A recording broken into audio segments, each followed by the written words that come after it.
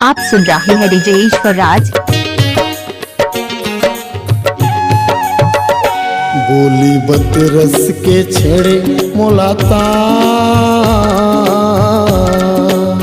बोली बत रस के छेड़े मोलातान, कजरेली गोरी मारे कर कजरेली गोरी मारे करे जीवा मुबान। बोली बत रस के छेड़े मोलाता, बोली बत रस के छेड़े मोलातान, कर बिलवा का बर मारे करे जीवा मबान, कर बिलवा का बर मारे करे जीवा मबान। फूल है गुलाब का सुगंध लिया करो, गाना है ईश्वर भाई का मजा लिया करो।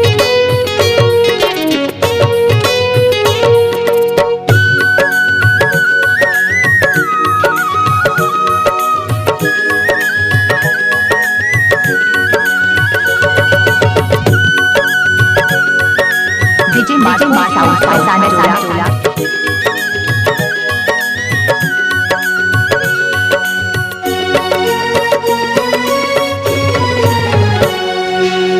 झुमका लगाए गोरी झूले तोरे कानमा, मन मूर्छित भइगे प्रीति के बानमा।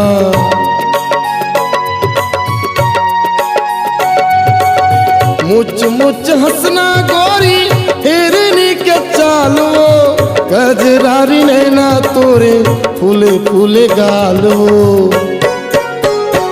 मारी डारे बोली तोर जुबान,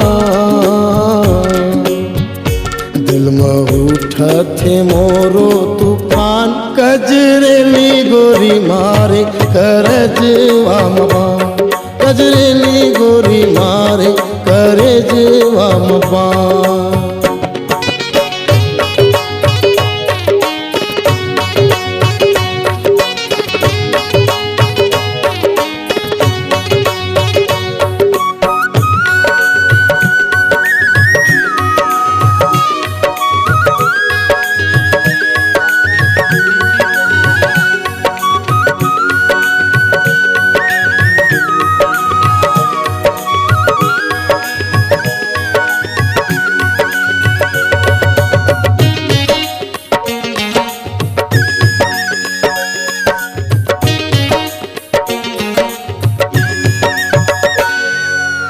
नाक मनथनी सोहे आँखी में गजराओ, गोरी गुलाबी चेहरा खोपा में गजराओ।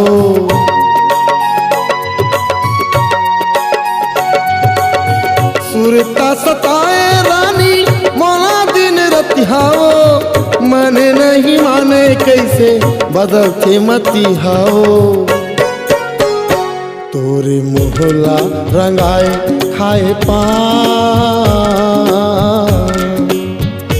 मनहा हो जाते आने के तान, कजरेली गोरी मारे कर जीवा मुबान, कजरेली गोरी मारे कर जीवा मुबान।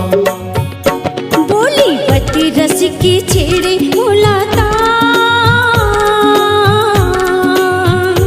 बोली बत रस के छेड़े मोलातान, सौरेला का बर मारे करे जीवा मुबान, सौरेला का बर मारे करे जीवा मुबान।